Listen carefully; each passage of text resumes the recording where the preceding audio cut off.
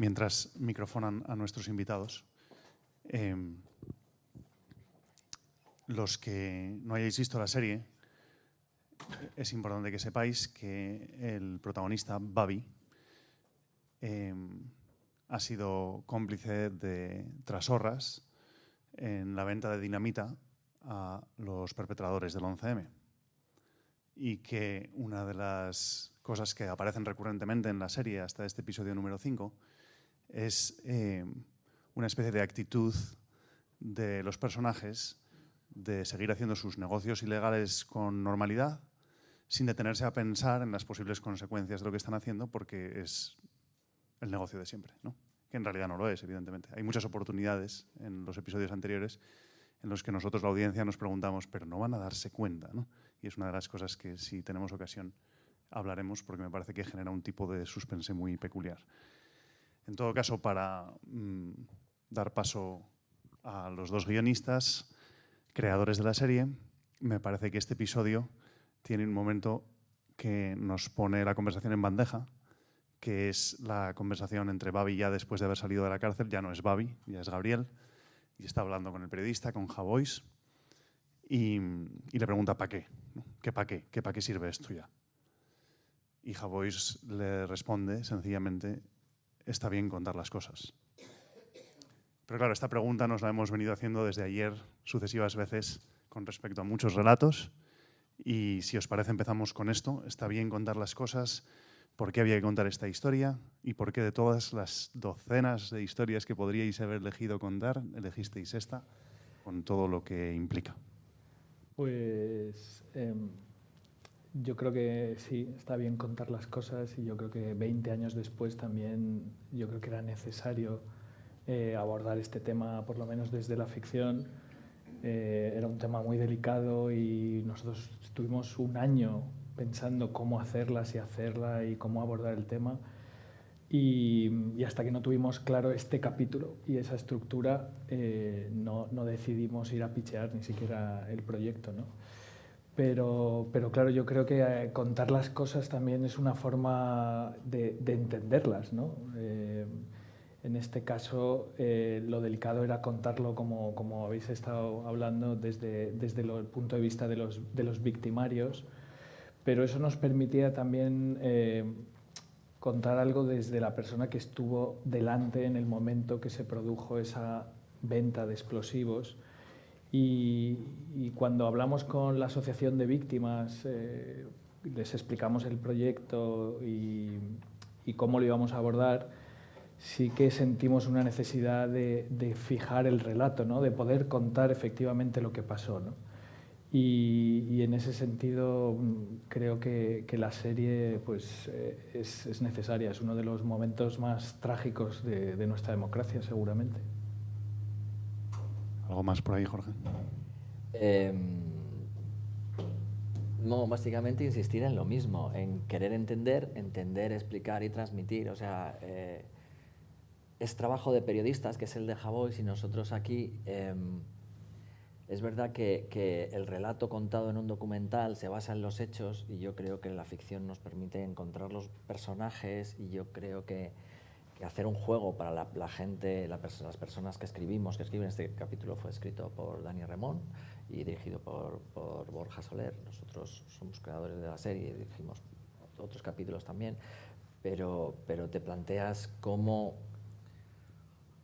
para entender un personaje no solamente te lo tienen que contar, sino que al hacerlo ficción entiendes mucho mejor los mecanismos, pero a la vez, como hablábamos en la charla anterior, y esto es un tema que luego supongo que hablaremos, inevitablemente lo humanizas, y como al humanizarlo generas una empatía que no es lo que te...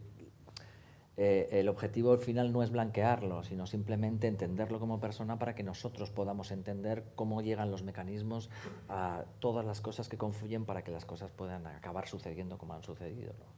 Se ha dicho antes que efectivamente estas historias nos ayudan a entenderlos como personas, porque no hay que olvidarlo, son personas, aunque hayan hecho cosas monstruosas, ¿no? En este sentido, me agarro a lo que ha dicho Alberto, de que no teníais... que no os atrevisteis a lanzar el proyecto, a empezar a moverlo por ahí, hasta que no tuvisteis claro que este era un anclaje decisivo, este episodio, el quinto. aunque no sé si en ese momento sabíais que era el quinto o no, si queréis podemos decir algo de eso. Bueno, estuvo bailando, en un momento fue el sexto, no sabíamos si cerrar con ello. Realmente no era tanto el capítulo como la estructura en 3 tiempos, que una cosa que nos interesaba era no perder el punto de vista para contar la historia de personajes más a nivel dramático de ficción. Entonces, al contar la serie en 3 tiempos, el tiempo en el que Gabriel Montoya, Babi, entra en el centro de menores hasta que llega al macrojuicio, nos permitía, sin perder su punto de vista, poder llegar al macrojuicio y entonces poder dar paso, ¿no?, a los testimonios. Y cuando encontramos esa estructura, porque sí teníamos claro que no íbamos a retratar el 11M desde Atocha, desde la sangre, desde el morbo, sino que teníamos muy claro que tenía que ser un lugar para colocar el testimonio de las víctimas. Eso fue lo primero. Una de las cosas cuando decidimos abordarlo es: no vamos a filmar el atentado, no vamos a enseñar sangre. Creemos que no es una cuestión de elegancia, sino no queremos recrearnos en el dolor, ni queremos abrir esa herida, ni queremos que esas imágenes generen ningún tipo de morbo. Pero no solo eso, sino que cuando intuimos que en el guión, investigando, dijimos: sí, hay una declaración de las víctimas en el juicio, vamos a ver si lo podemos contar desde aquí. Nos impresionó, nos quedamos muy impresionados por los testimonios, porque más allá de una recreación melodramática a la americana, a la Hollywood, de lo que podía ser el testimonio de una víctima, nos impresionó la entereza moral, y nos conmovió mucho esa manera de contarlo desde la responsabilidad de ser ellos los que van a dirigirse a un juez y a toda una nación y a todos los que estaban pendientes de aquello, y ser ellos los que iban a dar el testimonio, incluso nerviosos por hacerlo bien delante de un juez, delante de unas cámaras, delante de un país. Nos conmovió mucho. La verdad es que nos pareció que no había una mejor manera de hacerlo y de una forma tan escalofriante como lo que habéis visto son las transcripciones exactas del juicio, tal como lo contaron, y los actores que interpretaron los personajes vieron las declaraciones e intentaron emular, que es imposible, pero de alguna manera esa forma de contarlo, desde cómo lo contaron. Y lo que nos sucedió al ver esas declaraciones era como si esas palabras, que al final es mucho más, hablábamos antes con el tema del podcast, como esas palabras generan imágenes directamente en tu cabeza, y nos parece que lo hemos visto, que esto que nos están contando no necesitamos verlo porque nos llega, y además nos generan una empatía directa. Es decir, una persona que te está hablando casi a cámara te está generando una empatía mucho mayor de lo que nos han podido generar estos personajes, con los cuales de alguna manera hemos ido cogiendo distancia. Yo creo que el tema de la distancia a la hora de contar estas cosas, ya hablaremos después, supongo, pues es importante. Vale, vamos a ver cómo nos vamos acercando. Me parece, bueno, perdón, si en cualquier momento alguien quiere intervenir, tenemos un micrófono adicional, y si levantáis la mano yo os voy dando pasos según vaya avanzando la conversación. Me parece que este episodio termina, si no me equivoco, con una mirada del último de los declarantes, el último de las víctimas que declaran el juicio. Antes de abandonar la sala, se gira a la izquierda, nos mira a la cámara, y la cámara parece estar dentro de la jaula de cristal, por así decir, donde están los perpetradores, ¿no? Claro, hasta ahora, hasta este episodio 5, hemos estado acompañando a Babi, a Trasorras, a esa especie de, vamos a decir, inframundo criminal un poco cutre, ¿no? Se podría decir. Eso es muy importante también. La cutrez, ¿no? La cualidad de cutrez. Totalmente. Sí. Creo que, de hecho, cuando hablamos con las víctimas... Bueno, cuando vieron la serie. Sí, fueron los primeros, fue el primer público que tuvimos para la serie. Decidimos, sabían del proyecto y fueron las primeras personas que vieron la serie. Incluso antes de que estuviera acabada de efectos digitales y tal, tuvimos un pase con ellos. Y que lo que nos dijeron es que lo que les había tocado más no era tanto el testimonio, que eran sus testimonios, las personas reales encarnadas aquí. Fueron los que invitamos, no pudimos invitar a todo el mundo, les invitamos a ellos, y que más allá que eso lo conocían y les había tocado, lo que más les había removido era ver lo cutre que había sido todo. Entonces, una de las premisas que teníamos en este proyecto y que tienen todas las cosas que hacemos cuando hacemos mucha crónica criminal, hacemos mucho thriller, o nos gusta más llamarlo género negro, ¿no? Es la desmitificación de la violencia, es decir, que no son genios del mal, que es gente bastante cutre y que la violencia y la forma en la que se ejerce es chapucera, o sea, no creo que les ensalce, sino que realmente estos tíos son unos desgraciados. Es así. Y esto da pie a otra cuestión. Lo que pasa es que inevitablemente nos va a devolver al tema de el entender más versus el blanquear, ¿vale? Pero vamos a ver si aquí aportamos alguna luz más. Babi es un personaje que está muy determinado por su entorno, su procedencia, su familia. Creo que hasta cierto punto la historia del personaje es la búsqueda de un padre. Lamentablemente para él parece ser que en una época de su vida ese padre fue Trasorras, ¿no? De alguna forma. Eso lo expresa muy bien el episodio 6 cuando vuelve a la Maruca, a su infancia. Claro, ahí nosotros muchas veces nos sentimos, yo especialmente es lo que sentí en el episodio 1, una especie de percepción de determinismo, de fatalidad, de que esto es inevitable porque esta persona se pone en manos del primero que le cuide, que le haga caso, porque ha tenido una infancia, una extracción muy dolorosa y muy difícil. Claro, eso nos ayuda a empatizar, decíamos, y yo creo que con eso no hay ningún inconveniente.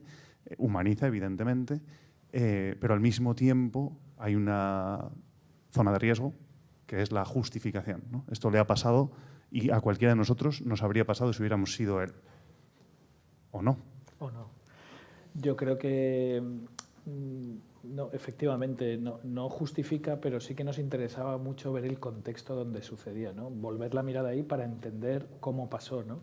Y efectivamente su padre estuvo entrando en la cárcel, era yonki durante toda su infancia, y de alguna manera ese contexto existe. Lo que sí es verdad es que en ese mismo contexto, cuando veis la serie, hay otro personaje que tiene ese mismo contexto muy parecido y que decide no hacer ese viaje, no transportar los explosivos y salirse, ¿no?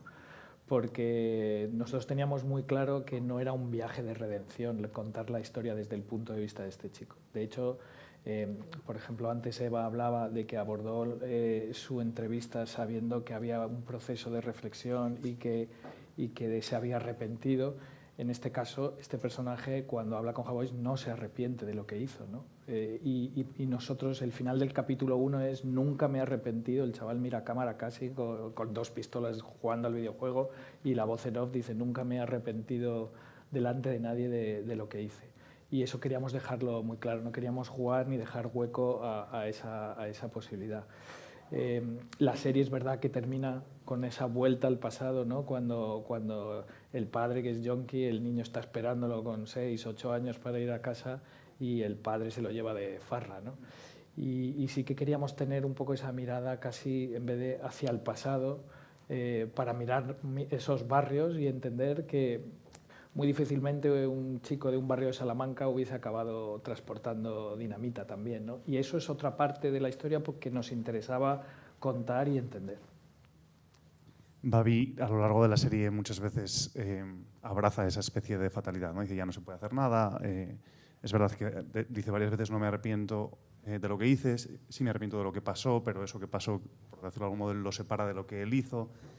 Hay un episodio que es el 3, me parece, en el que uno de sus amigos, el koala, le dice a Babi, que acaba de transportar una mochila con, me parece, 15 kilos de explosivos a Madrid en autobús, le dice: ¿qué había en la mochila?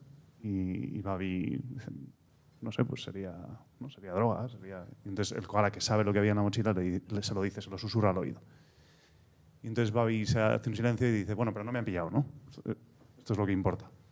El siguiente episodio empieza con que tanto Babi como otras horas van cayendo en la cuenta de lo que sucede. Entonces a mí esto, bueno, que por cierto es una escena maravillosa, que es él delante de la PlayStation sin arrancar el coche en un juego de carreras, ¿no? Está como dentro del coche como si estuviera lloviendo en el capó, ¿no? Y está ahí él paralizado. A mí me parece que esto genera en el espectador una especie de tensión. Yo no sé si diríais que esta es una serie de suspense. Es verdad que por algunos rasgos externos hay que llamarla thriller, pero la tensión me parece que es más moral que dramática. Absolutamente, es una tensión moral que nos produjo además la primera lectura de la novela. Hay algo, y la serie empieza con: te arrepientes. Lo primero que dice la serie sobre negro es: te arrepientes. La lectura de la novela genera esa ansiedad. Tú quieres que se arrepienta, deseas que se arrepienta y estás siguiendo la novela de Javier y hasta la última página no se arrepiente y tú estás deseando que haga lo correcto y que no se equivoque y que no caiga.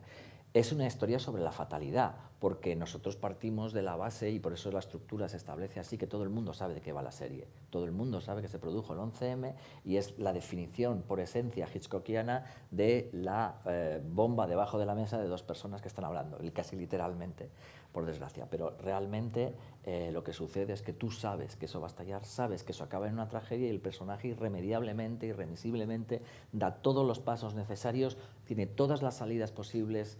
El atentado estuvo 1000 veces a punto de no suceder y esa sensación de ansiedad, porque sabes cómo acaba, yo creo que es una de las angustias que te hacen seguir la serie y llevarte las manos a la cabeza y reflexionar sobre todo lo que podía haber pasado para que no sucediera, que creo que es una reflexión muy interesante que es, creo que una de las aportaciones que puede tener la serie, más que un documental, porque te la plantea en tiempo real, te plantean los tiempos en los que van sucediendo las cosas y que es importante, ¿no?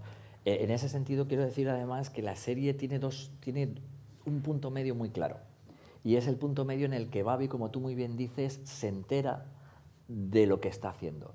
Y ahí nos obligaba a hacer una cosa que era muy peligrosa y que era lo que más nos preocupaba, porque ya habéis visto que los diálogos de esta gente eran así.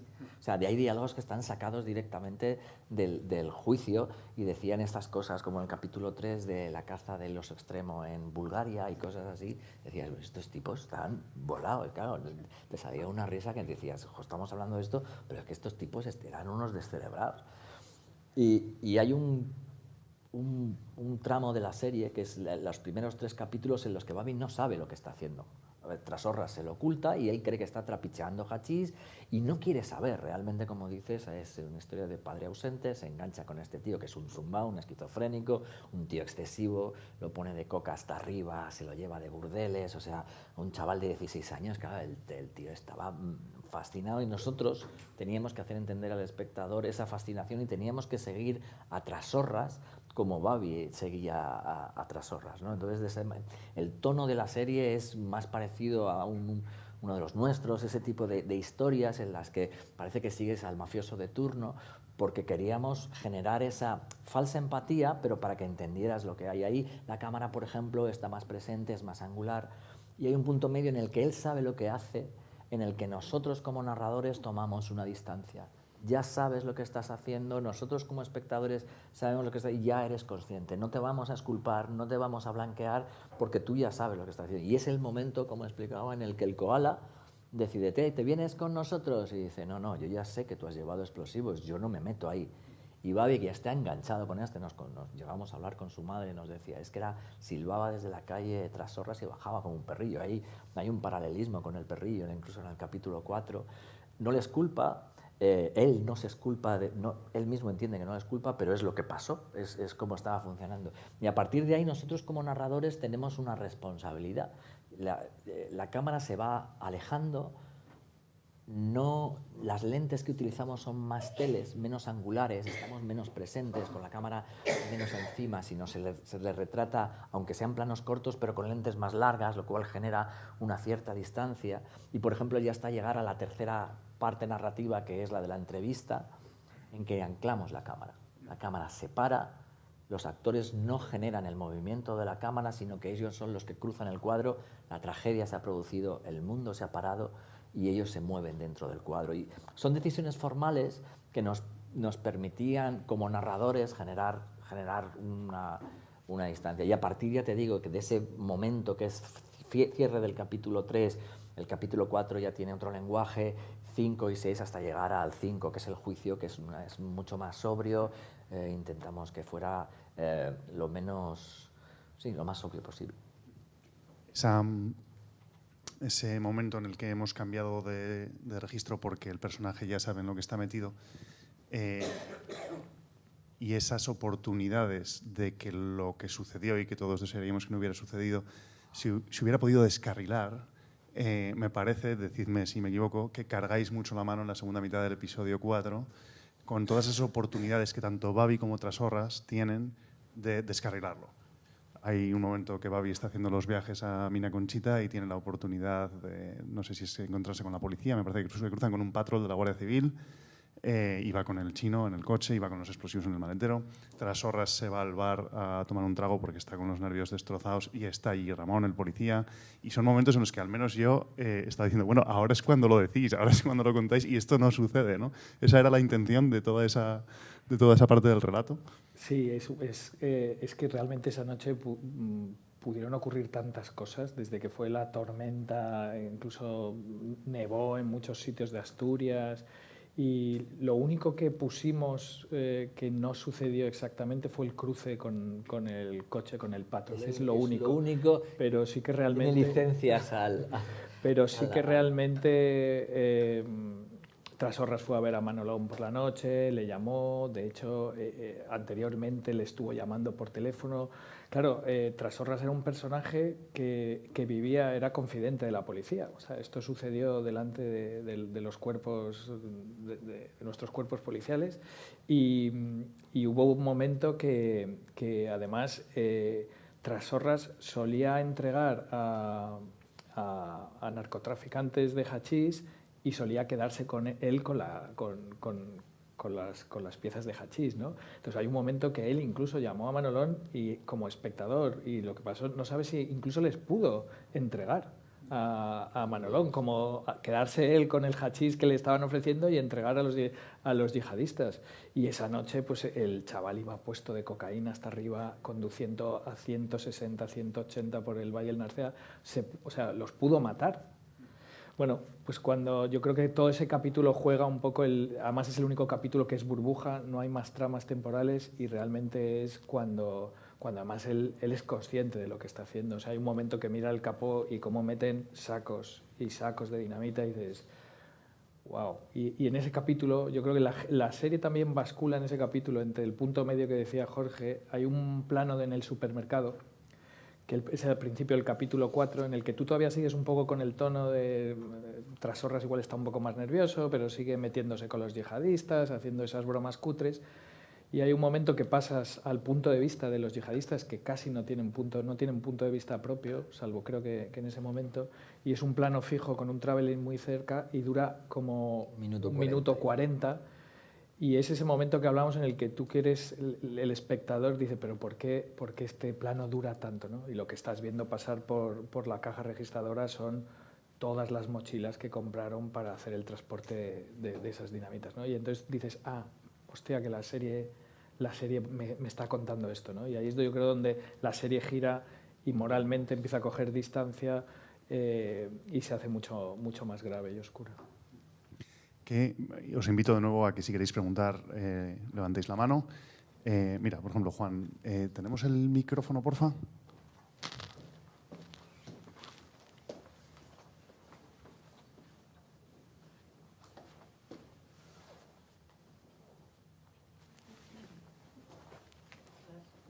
Ahora te dan paso un momentito. Hola, ahora. Ahí estás. Primero, muchas gracias. O sea, yo no he visto la serie, solo este capítulo, y la verdad que igual luego llego a casa y me la meriendo entera. Vale, la pregunta. Me ha parecido muy interesante lo que comentabais de enseñar esta historia, como lo habéis retratado a los protagonistas. Habéis hablado de las víctimas, pero me da curiosidad. ¿También habéis tenido interés por saber qué piensan saber qué piensan los victimarios? O sea, me genera curiosidad cómo ellos, al verse retratados, ¿qué han sentido? Porque es lo que decís, es que es súper cutre. O sea... A ver, hay dos tipos de victimarios en esta historia. Unos no nos han interesado mucho y nos han parecido que a la hora de entender lo que había pasado es otro proceso de entendimiento, que son los propios yihadistas, el mundo de la yihad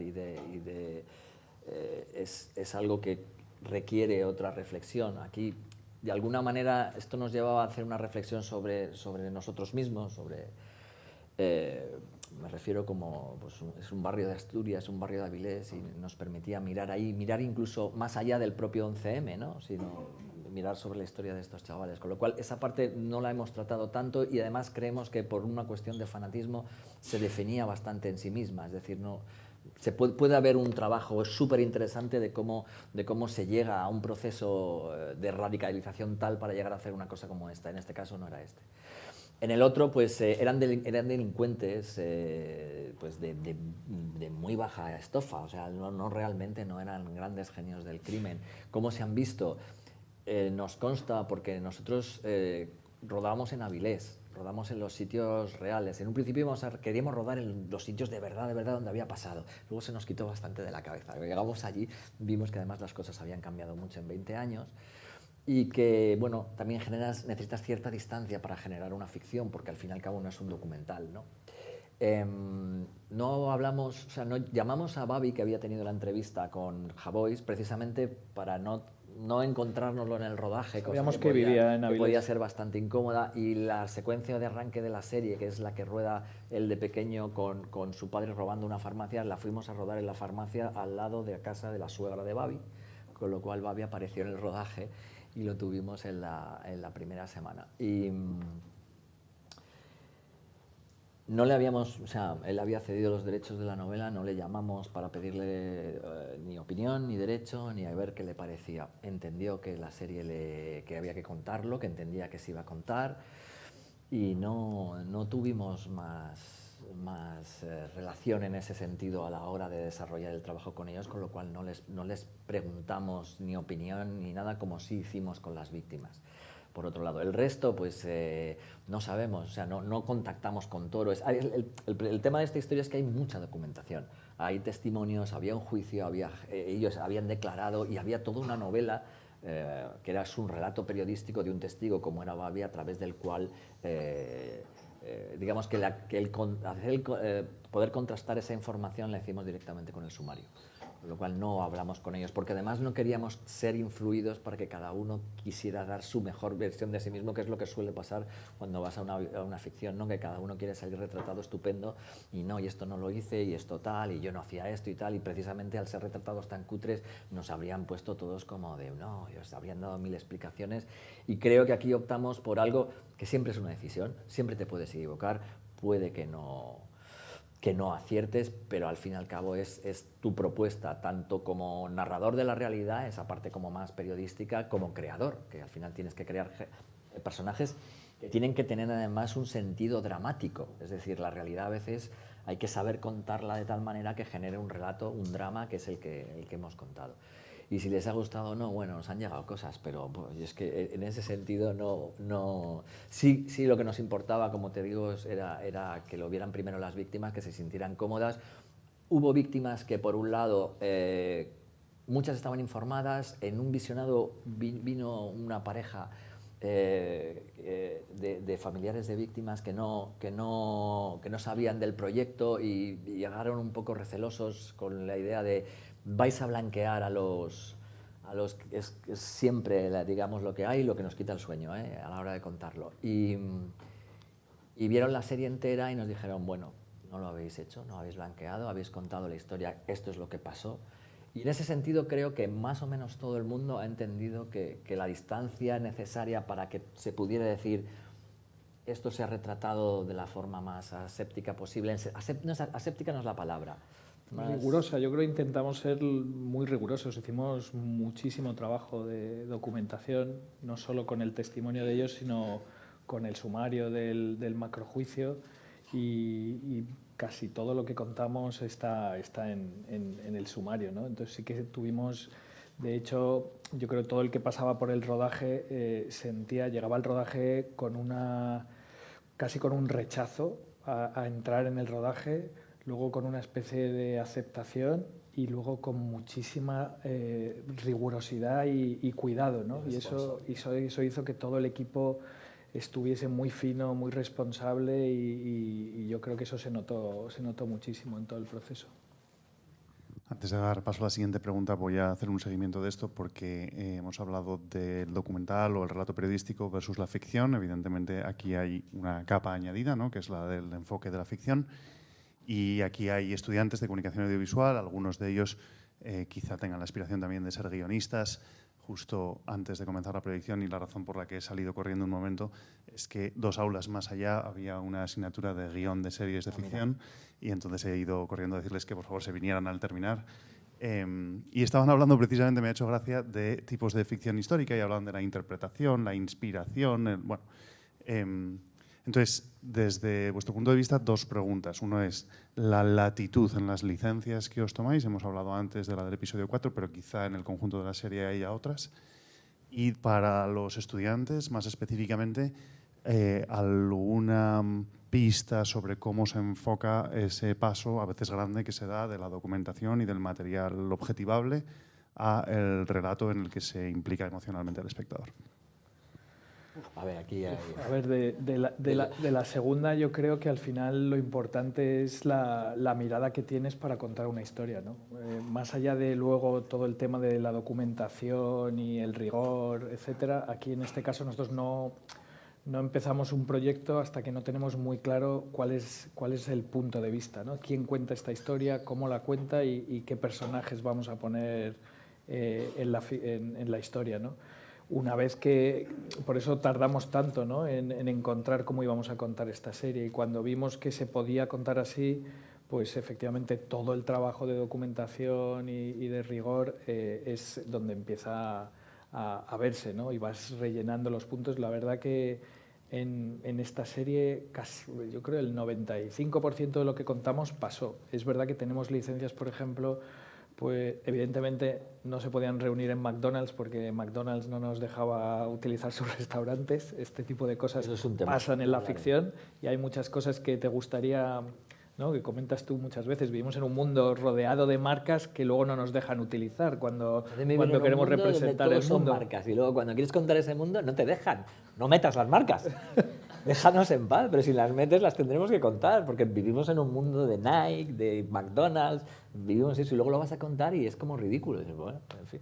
Pero más allá, más allá de eso, pues por ejemplo, se reunieron en 2 McDonald's en Madrid por una cuestión dramática. Subimos un McDonald's a Avilés para que sucediese en el mismo lugar, porque dramáticamente subir y bajar. El 2 es el que más, yo creo, sí. El que más cambios tuvo, el más explicativo y el que más... Pero no de lo que sucedía, sino este tipo de cosas, ¿no? Pues sucedió, y sabemos que además el chino subió a Avilés, tampoco estábamos inventando nada, pero sí que ese tipo de cosas nos permitían no contar exactamente lo que pasó, pero dramáticamente pues poder potenciar cosas. Al final, a ver, es que cada proyecto es un mundo, y si tú te crees que después de haber abordado una cosa te va a servir para el siguiente, es completamente mentira. O sea, si hay estudiantes de guión, no penséis que lo que os ha funcionado en un guión os va a funcionar en el proyecto siguiente, porque son proyectos diferentes que requieren miradas diferentes y escrituras diferentes, y eso puede ser un gran error porque quieres aplicar a veces una fórmula y no funciona. Este caso era muy concreto por una razón, porque uno de los objetivos del proyecto era... En otras ficciones no, en otras ficciones te gusta la historia y quieres contar el fondo. Aquí queríamos contar un relato, queríamos describir lo que exactamente había pasado, y una de las premisas era el naturalismo.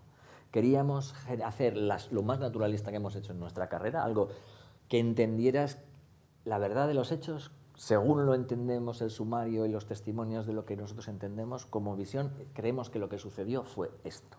Entonces, como lo que sucedió fue esto, quisimos ser muy apegados a los datos. En otros proyectos no es así, o sea que en otros proyectos no vale, queremos contar un fondo de las cosas, recreamos más o menos los personajes, pero aquí verdaderamente quisimos ser muy rigurosos.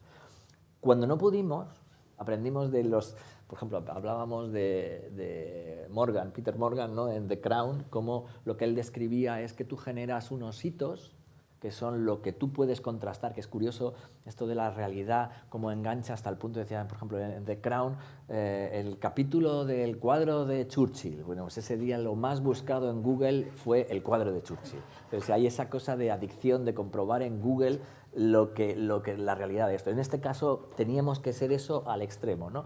Entonces, los hitos que tú has generado tienen que ser demostrables. Lo que tienes que dramatizar es cómo llegas del A al B, porque eso no tienes información, no sabes lo que pasó. Entonces, cuando puedes contar la realidad de lo que ha sido, tienes que contar por lo menos lo que nosotros pensamos que sí podía haber sido. O sea, todo lo que no podía haber sucedido no lo metimos, pero lo que nos tocaba confeccionar era algo que podríamos decir que como nadie ha dicho que no ha sucedido, pues puede haber sucedido. Entonces, ese era el límite, por ejemplo, lo que decía Alberto, no hicimos la segunda reunión en el McDonald's de Carabanchel, en el McDonald's de Moncloa, pero sabemos que el chino subió a Avilés. ¿Pudieron tener una reunión en Avilés? Sí, pudieron. Pues nosotros contamos esa reunión que pudo haber sucedido porque sabemos que él subió a ver a Trasorras. Entonces, cada proyecto es un mundo. Este ha sido un mundo muy peculiar. No nos hemos enfrentado a un tema así nunca y creo que nunca volveremos a entrar en uno similar a este, por lo menos por el momento. Pero con esa necesidad de fidelidad a lo que... Y luego, claro, pues no sabemos si estaba sentado, estaba de pie, o sea, la puesta en escena y sobre todo no puedes asfixiar a un equipo creativo de ficción que lo que está haciendo es una obra artística de alguna manera y tiene que tener un vuelo, si no la serie habría estado completamente encorsetada y habría sido completamente artificial. O sea, el creador de ficción tiene que volar sobre la ficción, o sea, sobre algo. Entonces, ese equilibrio entre las dos cosas es de lo que estamos más felices y más contentos de haber podido generar una obra en sí, sobre hechos tan reales que nos condicionaban tanto en origen, ¿no? Hay una pregunta por aquí en la segunda fila, si tenemos el micro, porfa, para José Gerardo. ¿Hay alguna más para que yo mida? Vale, gracias. Y tenemos que terminar. ¿Tú también vas a preguntar, María? Y tenemos que terminar hacia la 1:15, muy bien. Adelante, José Gerardo. Bueno, primero que todo, muchas gracias. Y bueno, la pregunta que tenía para vosotros es como que detrás de esos profesionales que no solo realizan la película, la serie, perdón, y las víctimas, como que también está ese lado humano. Entonces, quería preguntarles que ¿cómo se sintió como que el estar en contacto cercano con las víctimas al estar recopilando información y el escuchar todas esas historias? Gracias.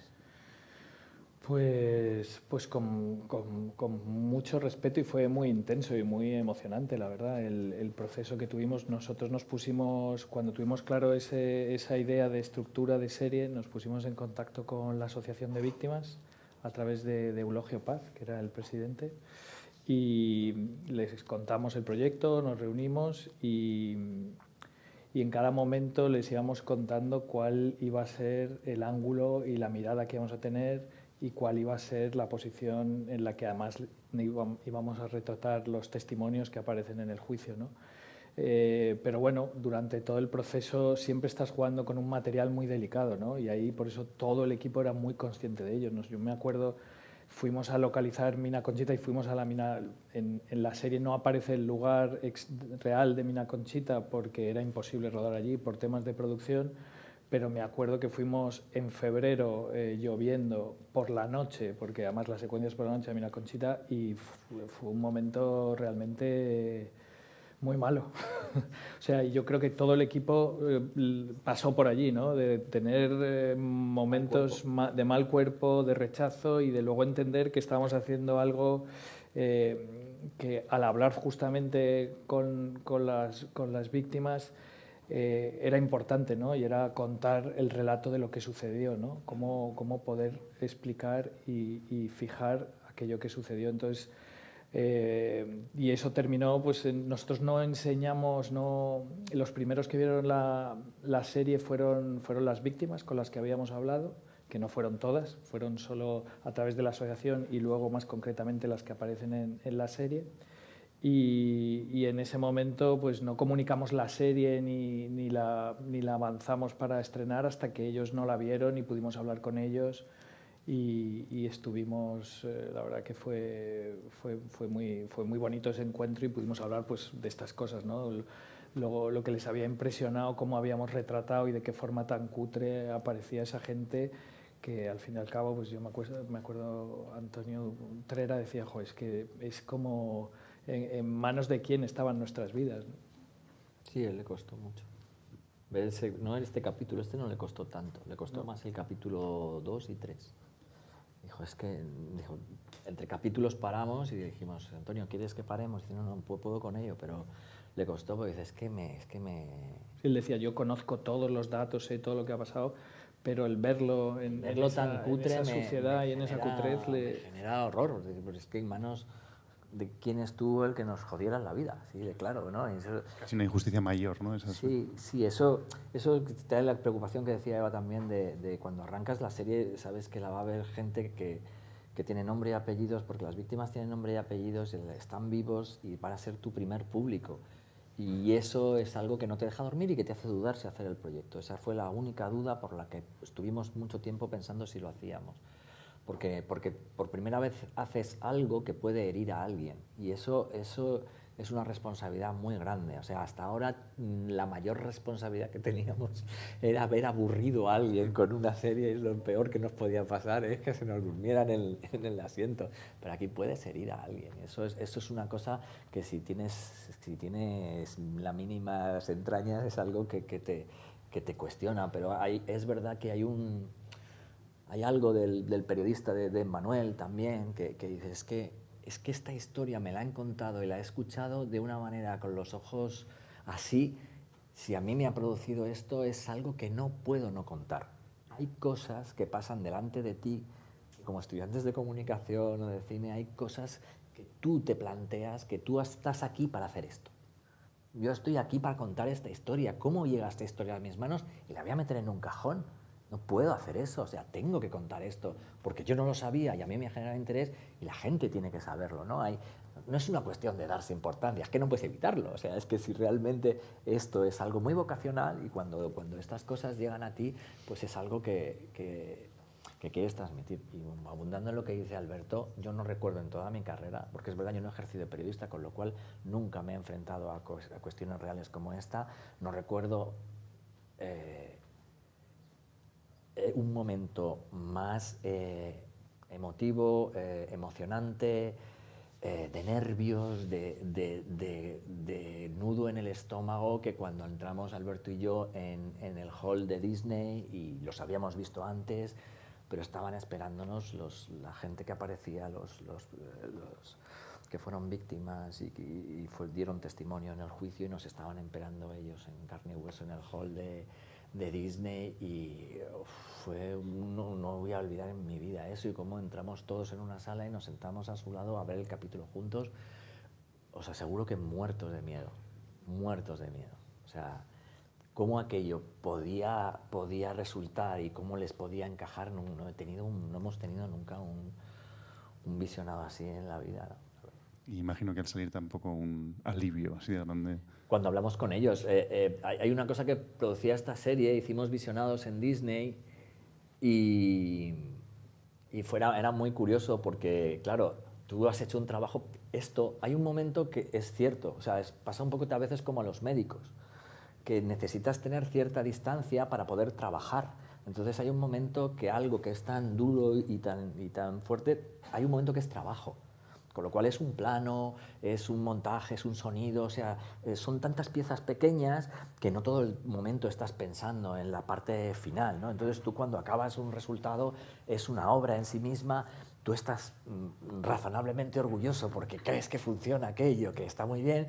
Entonces tú haces un primer visionado y así como hay otras producciones, otras historias que son disfrutonas y la gente sale, ¡ah, qué guay! Esto está estupendo, esto es maravilloso y tal.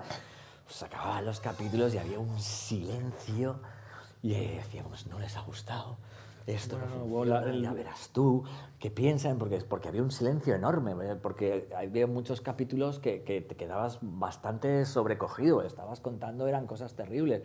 Entonces, desde el profesional que ha juntado muchos planos y que a alguno le ha quedado bien, pues estás esperando que te den una respuesta a veces a la factura o a lo que sea, siendo consciente que el resultado es importante y sobre todo estando pendiente de ver qué opinaban. Pero claro, era tal el silencio del final de las proyecciones que no sabíamos, digo, no les ha gustado, o no les han visto, entonces te preocupabas también el nivel de... Y luego empezando a hablar con ellos, sentimos una sensación de... No sé, nos sentimos bien de entender que lo habían entendido. Ellos todos tuvimos que hacer mucha digestión de aquello, no se digiere en el momento. y sí hemos tenido mucho contacto con ellos inmediatamente después y tiempo después. Y bueno, a muchos, no a todos, supongo, no lo sé, no podemos hablar por ellos. Hay quien lo puede expresar mejor, si le ha resultado más cómodo, más incómodo. Con algunos de ellos sí es verdad nos consta que ha sido de alguna manera, no sé si reparador. Me gustaría pensar que sí, no me atrevería a decirlo, pero por lo menos razonablemente eficaz, diría, o por lo menos que en una medida importante pueda haber cumplido la función por la que nos embarcamos en todo esto, ¿no? ¿Vas a decir algo, Alberto? No, ya no sé lo que iba a decir. Pero pues le doy paso a Lali, que tenía una pregunta y que se iba a quedar... Adelante.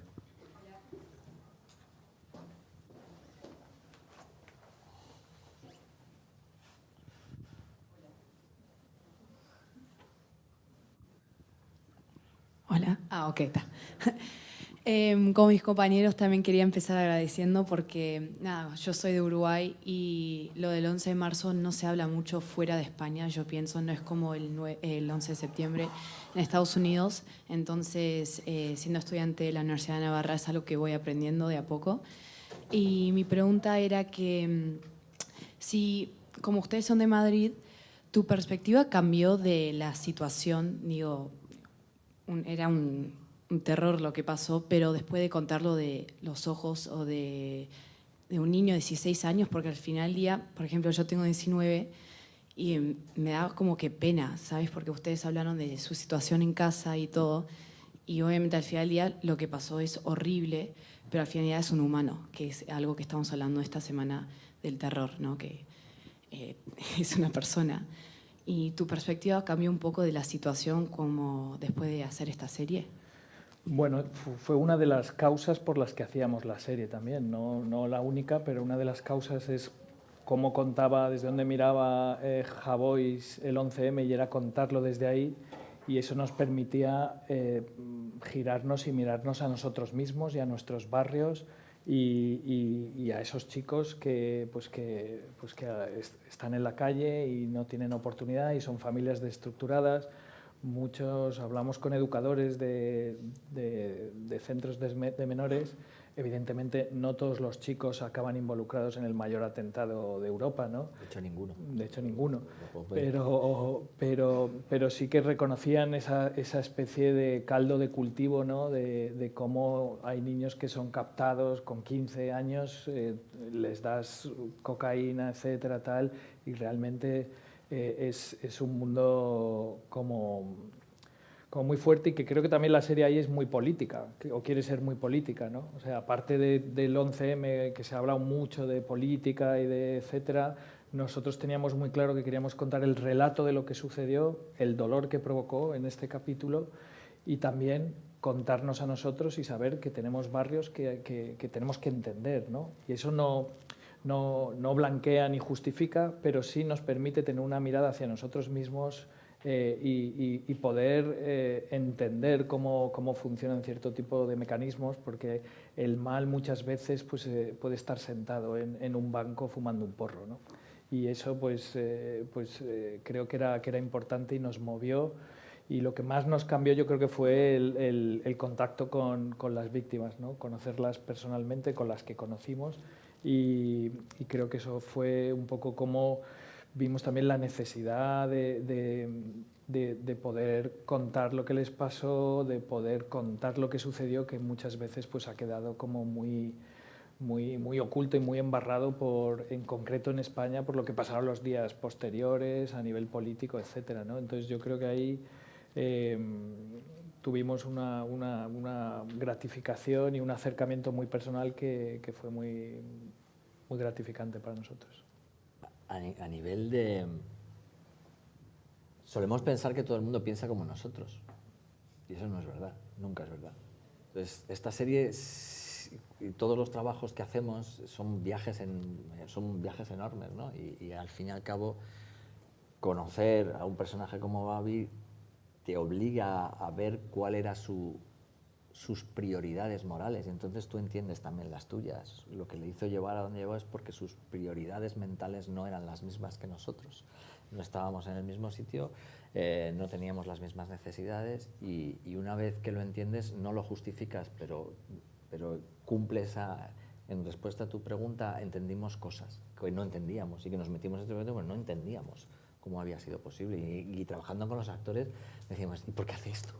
Y no lo entendíamos. Entonces eso nos obligaba a hacer un trabajo de intentar entender cómo había podido ser posible. Entonces, bueno, el resultado es ese. Le voy a dar la palabra. Ay, Luisa tiene una pregunta. Acabamos con María. Luisa, adelante. Bueno. Sí, yo tenía una pregunta relacionada con eso último que acabas de decir, de cómo el personaje puede hacer eso, pero sobre el personaje de Trasorras. Para quienes hemos seguido la información relacionada con el 11M y hasta que salió publicada la novela de Manuel Javois, a mí me da la sensación de que Trasorras era otra cosa. Quizá por las informaciones, sobre todo, que se habían publicado en El Mundo, donde retrataban aparentemente otro tipo de personaje. La novela ya te revela otras cosas y, desde luego, la serie es tumbativa, ¿no? O sea, es un personaje tremendo en todos los sentidos. Entonces, mi pregunta es, ¿cómo lo construisteis? ¿Cómo decidisteis que fuese así y que se comportase así y que su cabeza funcionara de esa manera? Y ahí estuvimos hablando de esto precisamente con Paul, con el actor. Ahí confluyen muchas cosas. Lo primero es que no sé muy bien, la primera imagen que tienes, no sé si era de un tipo más elaborado, ¿no? ¿Puede ser? Sí, un poco más, un genio del mal, de alguna manera, ¿no? Pues claro, eso es justo lo que queríamos huir, y está esto que hablábamos del principio de la desmitificación de la violencia, la desmitificación del mal, que nos parece como muy necesario, y sobre todo hablando de ficción, en la que la violencia de alguna manera es un elemento a consumir, y a mí me encanta Tarantino y es tal, pero no era el caso y no era lo que queríamos hacer, está en otro orden de cosas. Y es que esto es el juicio. O sea, escuchas a Trasorras hablar en el juicio, hablando con el juez, y no das crédito. Las transcripciones del sumario del juicio, hay una conversación en el capítulo 3 sobre la caza extrema del oso en Hungría, que está sacada del sumario. Eso no La es secuencia cuando habla con el CNI al final, que pide un palco para ver el Madrid-Zaragoza, está real. en el sumario. O sea, Es que es alguien que va a hablar con la policía y lo primero que le dice es que quiere ser testigo protegido y que además quiere un palco para ver el Real Madrid-Zaragoza. Y que le saquen a cenar. Eso lo dijo. O sea, quiero decir que... Entonces, eso nos daba muchas pistas, ¿no? y mucho material, y estaba un poco también buceamos mucho en el pasado de Trasorras, ¿no? Familiarmente fue declarado esquizofrénico con 17 años, creo recordar, trabajó en la mina y se prejubiló de la mina por esta enfermedad, el padre le metió a trabajar en su propia empresa, vino la crisis y lo sacó a él. Bueno, era una figura que ya tenía como muchos indicios, más todos los diálogos que ya estaban en el juicio, y lo que hablamos con la gente, al documentarnos con la gente misma de Avilés, pues nos decían que era un tipo que iba con un quad amarillo a toda velocidad por el barrio del Arbolón, que disparaba por las noches, un día bajó con una escopeta. O sea, que esto sumado a que era informante, y por qué era informante, te daba un personaje muy excesivo, ¿no? Y el trabajo también fue encontrar el actor, que era un poco lo que hablábamos ayer en Barcelona, que nos diese eso de una forma que no pareciese casi paródica, porque podía parecer paródico, ¿no? Entonces tenía que ser muy naturalista, porque la historia es muy naturalista y porque el personaje era así. Luego los diálogos, los hermanos Ramón, por ejemplo, que trabajaron con nosotros, encontraron un tono de diálogo que estaba en el supernaturalismo por un lado, pero que recogía eso, ¿no? En el momento dice, no me voy a pasar aquí la vida pescando, que no soy Cousteau, ¿no? Decía, por ejemplo, tiraba la dinamita. ¿Podía haberlo dicho Trasorras? Sí, podía haberlo dicho. No, ese trabajo de utilizar el original para poder encontrar cosas. Lo que sí sabemos es que el abogado, el que fue abogado de Trasorras, nos dijo que estaba clavado. A ver, Paul es increíble, sí. Sí, bueno, yo he visto únicamente, no he visto aún la serie, he visto únicamente el episodio que nos habéis propuesto hoy. Me ha parecido importante una coincidencia, ¿no?, con el podcast de esta mañana, por la edad, es lo que comentaba la compañera, ¿no? La edad de este chico y la edad de esa mujer que con 18 años entra en el grapo, ¿no? Y Esther hablaba en su deseo también de que tuviera ese testimonio una forma, sirviera de pedagogía también para alertar a los jóvenes. Entonces, muy brevemente os preguntaría eso, si habéis pensado que cómo ven la gente más joven esta serie y si de algún modo ese recorrido tremebundo de ese chico puede alertarles de algún modo o quitarles de algunas tentaciones de violencia. Eso por un lado, si me permitís muy brevemente una cuestión formal, ¿no? Supongo que el montaje habrá sido un asunto complejo, ¿no?, en la medida que hay 3 líneas narrativas. Si nos podéis hablar un poco de algunos criterios de montaje. Por el principio. Sí, desde luego ese era un objetivo que tuvimos claro a la hora de abordar el proyecto. Nos han pasado 2 cosas. Nos pasó que este episodio que hemos contado antes, que una hija de un fallecido en el atentado vio el póster y vino a hablar con nosotros en la oficina para preguntarnos, estuvimos hablando con ella, entendió lo que hicimos y ha sido nos sigue todavía, o sea, hemos mantenido de alguna manera un cierto contacto. Vino con otra persona, Javier, que tenía hijos, y nos comentó que él le pondría la serie a sus hijos, cosa que nos llenó nos recompensó de alguna manera, ¿no? Esta idea de que sirve también para plantear esto que dices.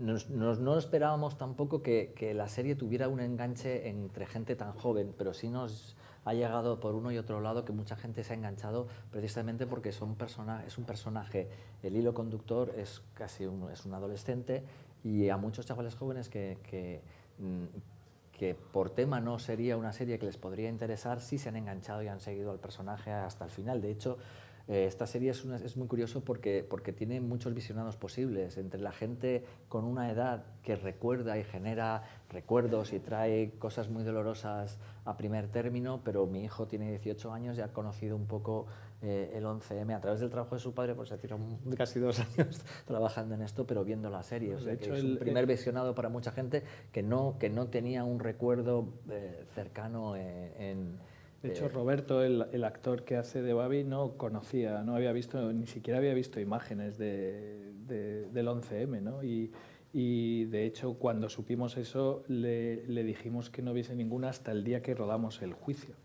que era cuando él declaraba, y fue cuando le enseñamos imágenes y cuando hablamos. O sea que yo creo que, claro, es verdad que hay mucha gente que no había nacido es que ya han pasado 20 años. Y sí que una de las cosas que nos preguntábamos y que nos gustaba creer que podía ser es que era una serie necesaria también para esa generación que no lo vivió y poder enseñarles lo que pasó, cómo pasó y el dolor que provocó. Y más allá del 11M, es verdad que sí nos consta que de alguna manera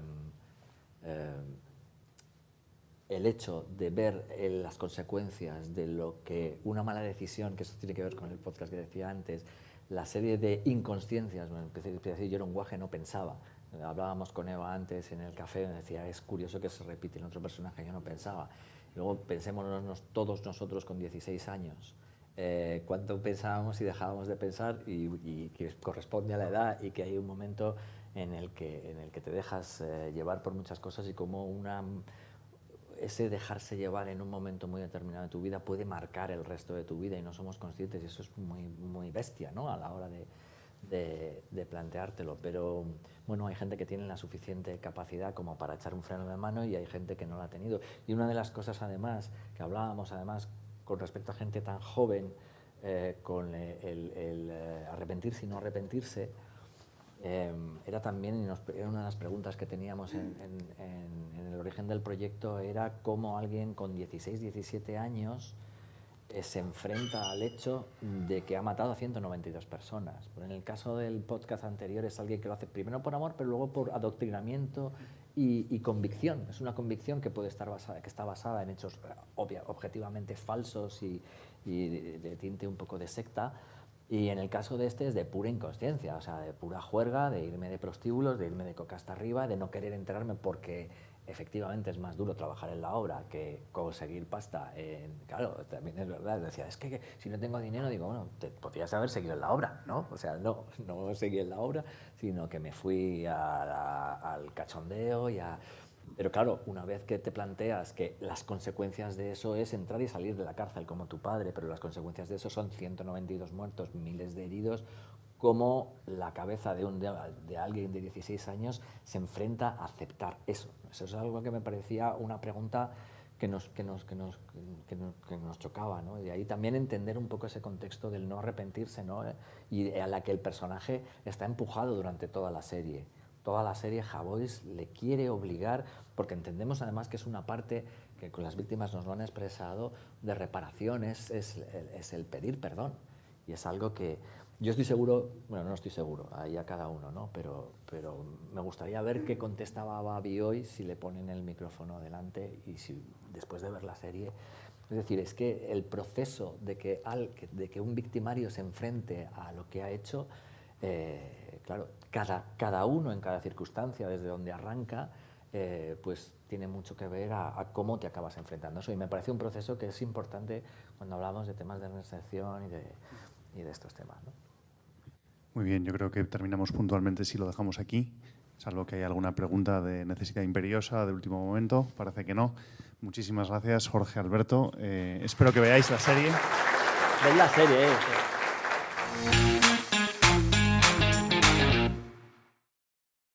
En primer lugar, quería agradecer a María Jiménez la invitación y, bueno, la apuesta que ha tenido en considerar que mi testimonio podría tener algún pequeño interés para todos vosotros.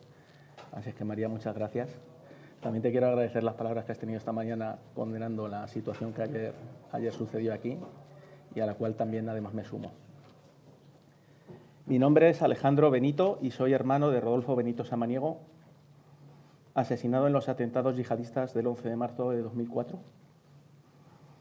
del que este año se cumplen 20 años, que es el tiempo que llevo infectado por el terrorismo.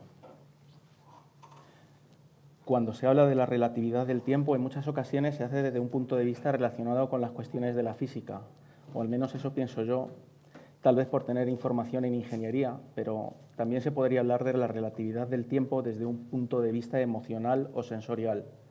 Y os podría decir que en este caso, para mí estos 20 años transcurridos, desde aquel 11 de marzo podrían parecer 20 días, 20 horas o 20 segundos. En lo fundamental mantengo presente lo sucedido aquel día como si todo hubiera pasado hace un momento. Recuerdo la mañana de aquel jueves 11 de marzo como una mañana cotidiana. La noche anterior el Real Madrid había ganado 1-0 en el partido de Copa de Europa al Bayern de Múnich. El día comenzaba como muchos otros, pero por alguna razón, algunas situaciones que sucedieron antes de conocer todo lo que ocurriría después quedaron grabadas en mi memoria. Una de ellas, el momento en el que mi hermano Rodolfo salió de casa. Yo, que me estaba duchando, escuché claramente cómo se cerró la puerta y por alguna extraña razón miré el reloj, las 6:58. En ese momento aquel detalle no tenía ninguna importancia, pero minutos más tarde, cuando comenzaron a llegar las primeras noticias, fue la base que me permitió determinar que Rodolfo estaba en la estación de cercanías de Santa Eugenia. Hasta hacía pocos meses, durante mucho tiempo, Rodolfo y yo compartíamos la rutina de coger frente a casa un autobús urbano para llegar a la estación de cercanías de Renfe de Alcalá, donde habitualmente tomábamos un tren hacia Madrid que salía a las 7:20. Yo conocía bien todos esos horarios. Rodolfo y yo solo nos llevábamos 14 meses de diferencia de edad. Siempre nos encontramos muy próximos y unidos. Siempre he dicho que hicimos todo juntos. Pasamos una infancia juntos, rodeados de los amigos del barrio, en aquel entonces una zona que era un nuevo desarrollo en Alcalá de Henares, con familias jóvenes y muchos niños de nuestra edad. Rodolfo y yo siempre solíamos estar juntos, íbamos juntos al colegio, hacíamos deporte juntos, practicamos judo muchos años, donde también hicimos muchos amigos que hoy en día todavía conservamos y quienes aún también le siguen echando de menos. También era fácil encontrarnos en las pistas, una ciudad deportiva municipal donde hay pistas de balonmano, de baloncesto, de tenis. En los veranos, con el tiempo libre, pasábamos mucho tiempo allí, haciendo deporte o alguna trastada, porque éramos pequeños. Recuerdo que alrededor de aquellos vallados, alrededor de los vallados de las pistas de tenis, había unos setos altos, donde muchas veces se perdían pelotas que salían del propio vallado de la pista. Y luego, cuando nosotros solíamos ir a jugar con 2 o 3 pelotas, solíamos volver a casa con 5 o 6. Porque cuando ya nos aburríamos de jugar al tenis, salíamos con nuestras raquetas a golpear aquellos tupidos setos para agitarlos y que de entre sus ramas cayera alguna de esas pelotas de tenis perdidas como un trofeo de búsqueda. Un día uno de esos raquetazos con destino a un seto acabó en la boca de mi hermano Rodolfo y con un paleto mellado le partió un diente. Característica que desde entonces le acompañó durante el resto de su vida. Ese detalle, junto con las múltiples cicatrices de su rodilla, resultado de las distintas lesiones de menisco y ligamento sufridas por la práctica del judo, permitió que la policía forense le identificara inequívocamente como una de las víctimas fallecidas en el atentado. Apenas 4 meses antes del atentado yo había cambiado de trabajo y desde entonces me desplazaba en coche a Leganés. Durante mi trayecto en coche solía escuchar las noticias en la radio, cuando de repente Iñaki Gabilondo interrumpió la emisión normal con una noticia de última hora. Se había producido una explosión en Atocha. Luego todo fue muy rápido, todo de seguido. Las siguientes explosiones y comenzaron las llamadas, noticias y llamadas. Enseguida me llamó mi padre porque estaba tratando de contactar con Rodolfo. Yo también lo intentaba. Su teléfono sonaba, daba señal, pero nadie contestaba. Y así todo el trayecto que yo hacía hasta Leganés, desde Torrejón, que es donde me encontraba cuando comenzaron las primeras noticias, hasta Leganés, que es donde yo trabajaba, constantemente intentando hablar y contactar con Rodolfo. Estaba hablando con mi padre, que a su vez también él comunicaba con mi tío para tratar de tener alguna información sobre mi hermano. Mi único objetivo en aquel momento era llegar a mi oficina en Leganés, donde tenía una tarjeta de visita con los datos de contacto donde trabajaba Rodolfo. Y solo quería llegar hasta allí para poder llamar a su oficina y preguntar. Rodolfo era muy despistado. Más que despistado se podría decir que era un despreocupado, pero despreocupado para las cosas banales, las cuestiones que para él no tenían ninguna importancia, porque se hiperconcentraba en sus actividades, en sus objetivos, que por otra parte siempre eran sencillos y humildes y nunca nada pretenciosos. Le podías encontrar con un jersey de lana un día de verano a 40 grados, que si él estaba en algo de su interés, ese jersey no le molestaba para nada. Por esa razón, que en el fondo era una sin razón, yo solo quería llegar a hacer esa llamada a la oficina, solo quería pensar que Rodolfo no cogía el teléfono móvil porque lo había dejado en su cartera y no era de su preocupación. Pero cuando llegué a Leganés e hice aquella llamada, me confirmaron lo que era lógico. Rodolfo aún no había llegado a su centro de trabajo y allí tampoco tenían noticias de él. Y aunque yo deseaba tener noticias de su oficina, era consciente de que no iba a ser así, porque ya en el coche y tras las noticias de las bombas recordaba el sonido de la puerta de casa cuando Rodolfo salía y la hora a la que había mirado el reloj en la ducha, las 6:58, y conociendo, como yo conocía, su trayecto habitual, ese que meses antes hacíamos juntos, sabía que por fuerza tenía que estar en la estación de Renfe de Santa Eugenia. Una vez consumada mi falsa esperanza de tener noticias suyas en su trabajo, tampoco pensé mucho más. Directamente me dirigí a Santa Eugenia. Mi padre y yo seguíamos en contacto, seguíamos tratando de hablar con Rodolfo y llegué a la zona de Santa Eugenia, desde el enlace de la M45 a la carretera de Valencia en el sentido de entrada a Madrid.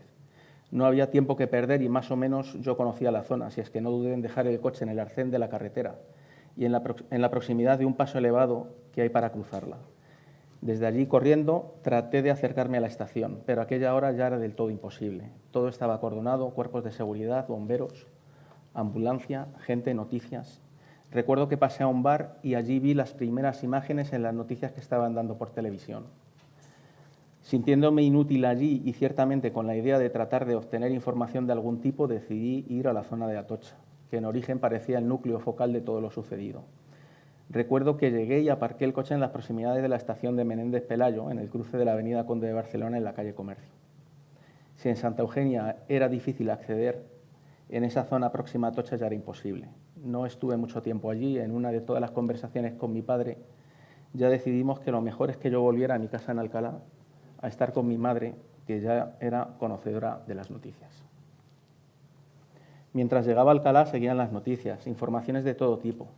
Recuerdo que se anunció que se iba a poner en marcha un punto de información en el Hotel NH Nacional en las proximidades de Atocha. Por aquel entonces un amigo mío de la universidad trabajaba en esa cadena de hoteles y no dudé en hablar con él para tratar de tener, si fuera posible, alguna información privilegiada.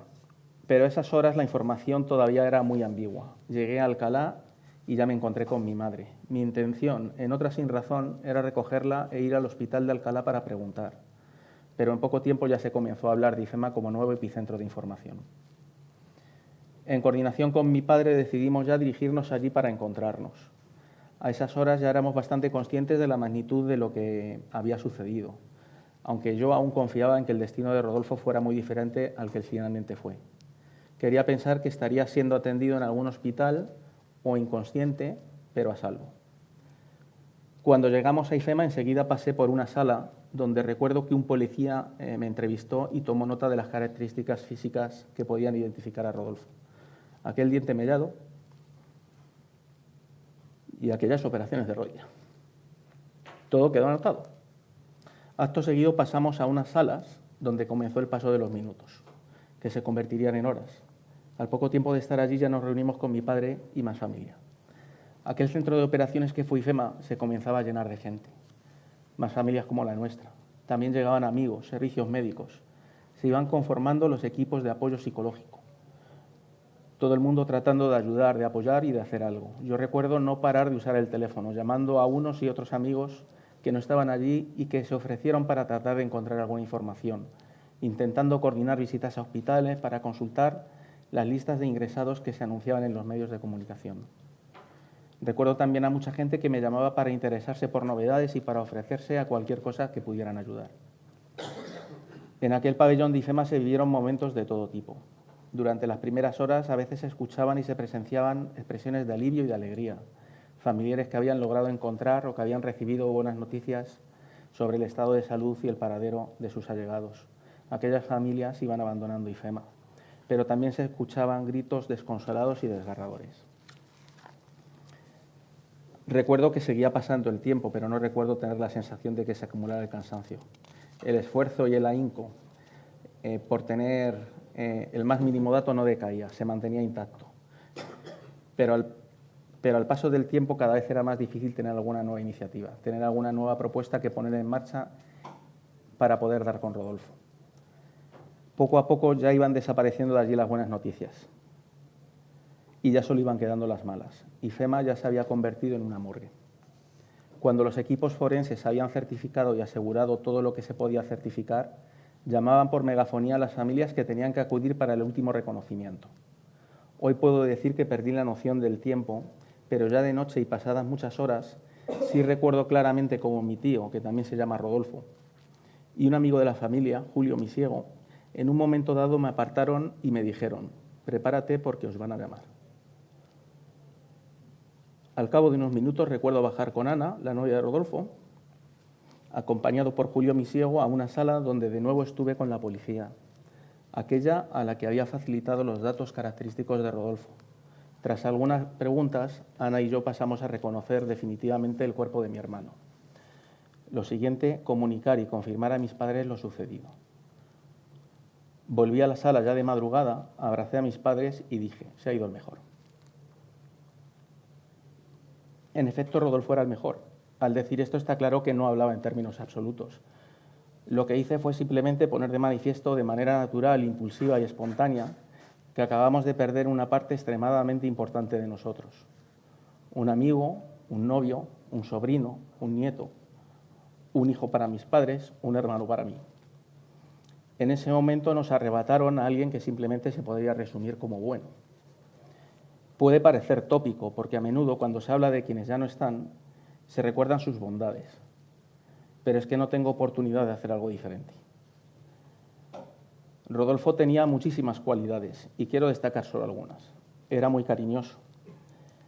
Era entusiasta y apasionado, le gustaban mucho los niños. En el fondo, a pesar de sus 27 años y de afrontar ya por entonces las responsabilidades de los adultos, todavía tenía mucho de niño. Muy común era la ocasión en la que algún niño le saludara por la calle y él siempre respondiera con un gesto cómplice.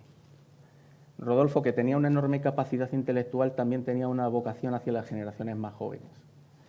En ese entonces su ilusión era ser profesor de matemáticas en un instituto.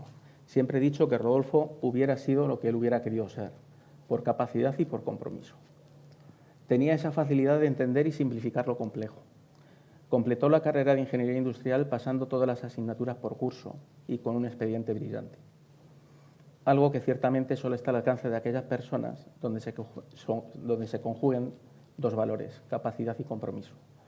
No digo que todo fuera sencillo para él, porque en algunas cuestiones también es cierto que tenía más dificultades, pero era capaz de superar esas dificultades supliéndolas con perseverancia, algo que también considero un valor destacable.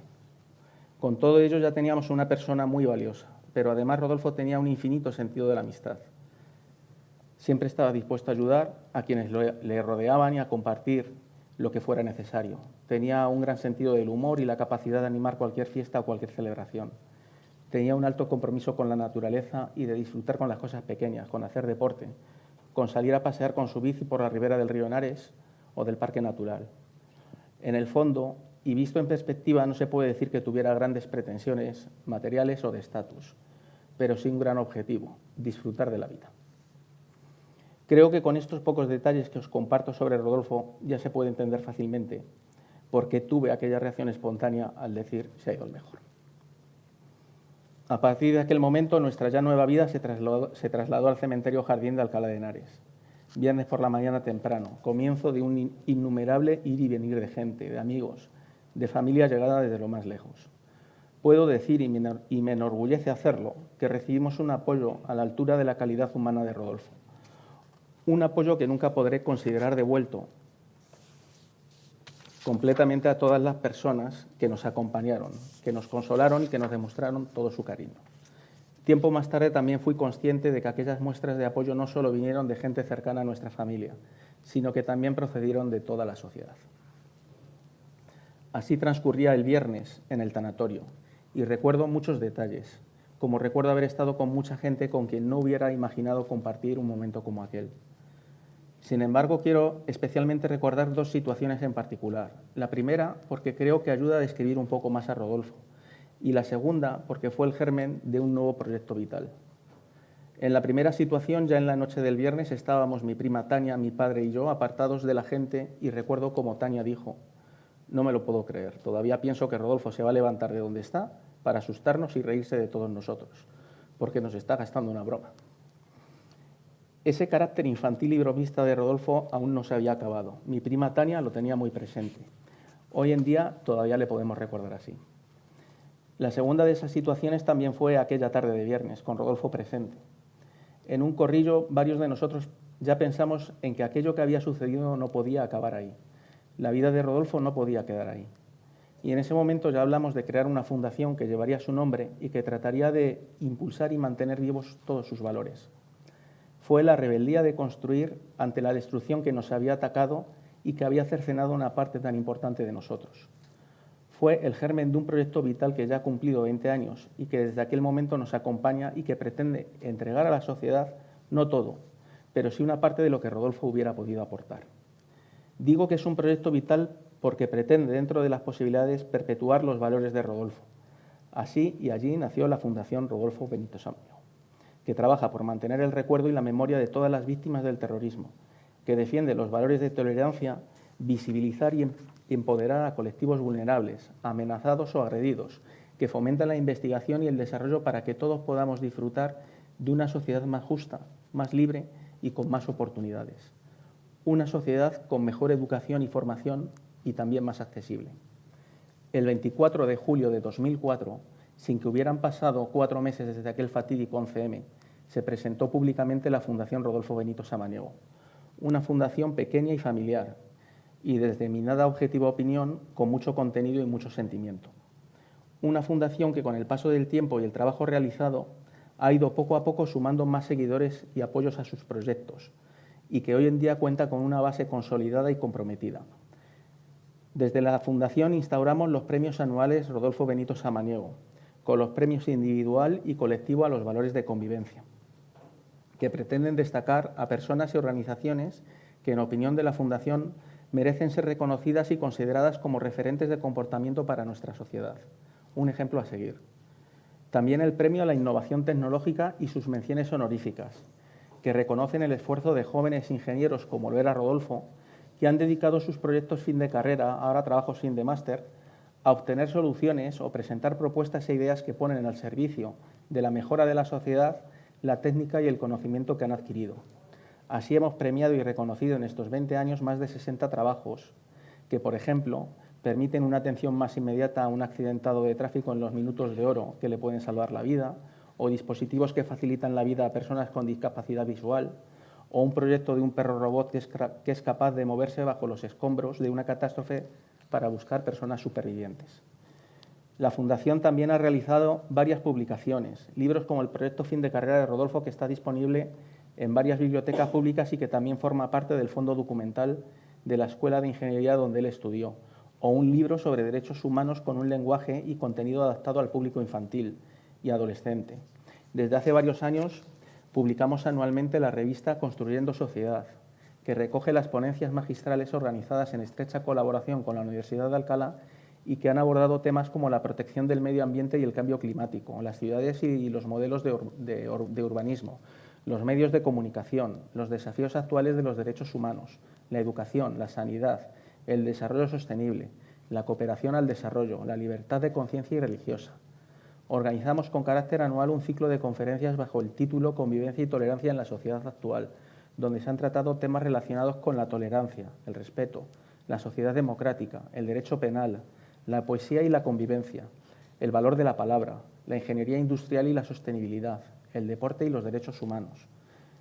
Hemos promovido becas de formación en derechos humanos a través de convenios firmados con la Universidad Carlos III de Madrid. Iniciamos un proyecto de concienciación en tolerancia dirigidos a estudiantes de educación primaria y secundaria, donde niñas y niños expresan de manera artística su significado y que culmina con el Festival Infantil por la Tolerancia. Hemos llevado a cabo 3 ediciones del Campeonato de Judo Memorial Rodolfo Benito Samaniego, otra de las pasiones de Rodolfo, y que permite fomentar entre muchos niños el desarrollo de una actividad deportiva, pero también formadora en los valores de respeto y educación que posee el judo. La Fundación también participa de manera activa en los actos de memoria y homenaje a las víctimas del terrorismo, cumpliendo con un compromiso de dignificación y reconocimiento a las víctimas, que lo fueron sin querer serlo, pero que se convirtieron de esa manera involuntaria en pilares que deben de contribuir a nuestra sociedad para afianzar los valores democráticos y el derecho de libertad.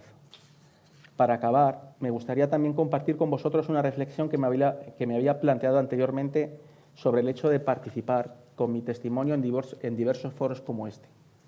Me preguntaba qué razón justificaría mi presencia en ellos y qué valor de interés podría aportar.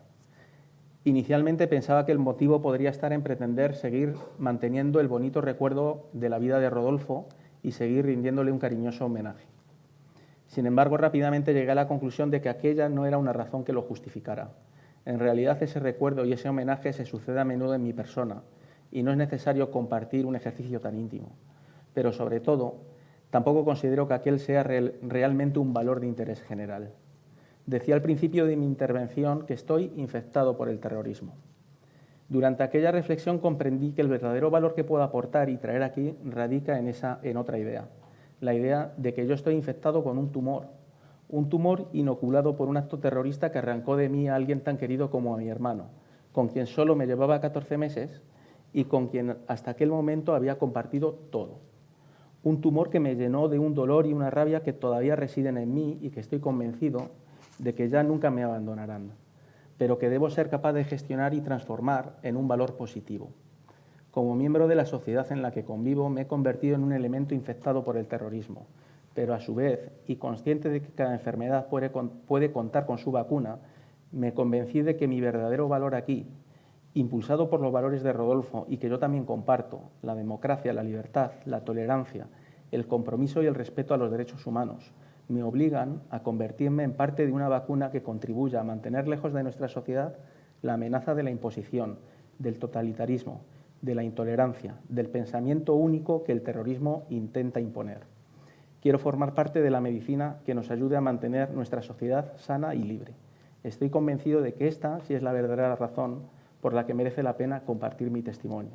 Ante la destrucción, la rebeldía de construir. Gracias.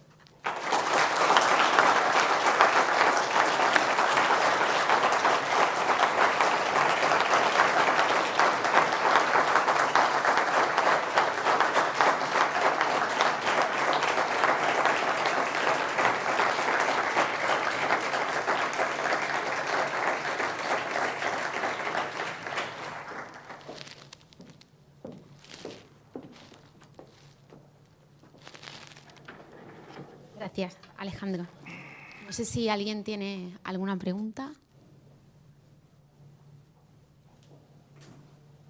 ¿O es difícil preguntar después de esto? Bueno, yo creo que como el mensaje de Alejandro es tan potente, creo que no hay cierre mejor, en realidad. Gracias. Gracias de verdad, gracias a todos.